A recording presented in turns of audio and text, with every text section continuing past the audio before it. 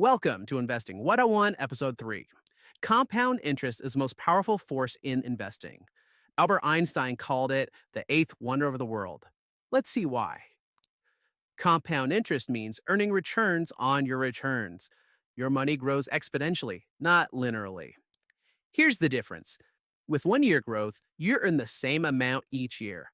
Exponential growth, you earn more each year because your base grows. Here's an example. Say you invested $10,000 at a 7% annual return. Year one earns you $700, totaling $10,700. Year two earns you $749.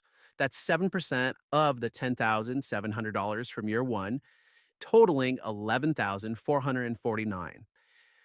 Year three earns you $801, totaling $12,250. Notice, year three earnings of $801 exceeds year one earnings of $700. Your money accelerates.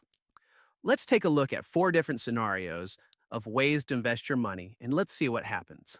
Scenario 1. You invest $50 weekly, which is about $217 monthly, at a 7% return. After 20 years, you'll have $113,041, of which you invested $52,080, meaning you've earned $60,961.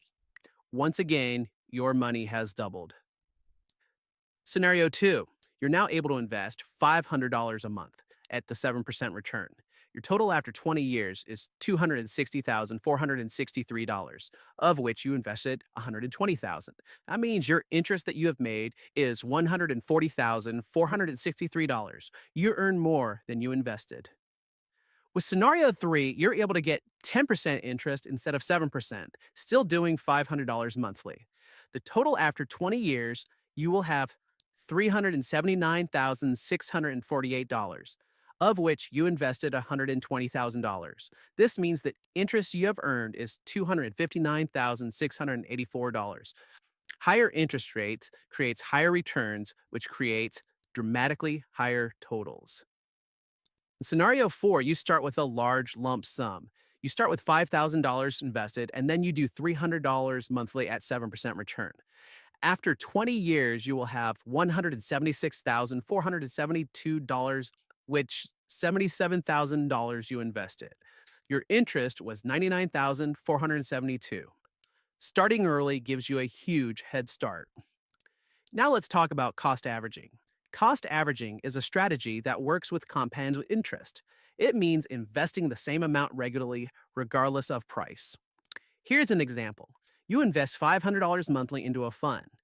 Month 1, the price per share is $100, and you buy 5 shares.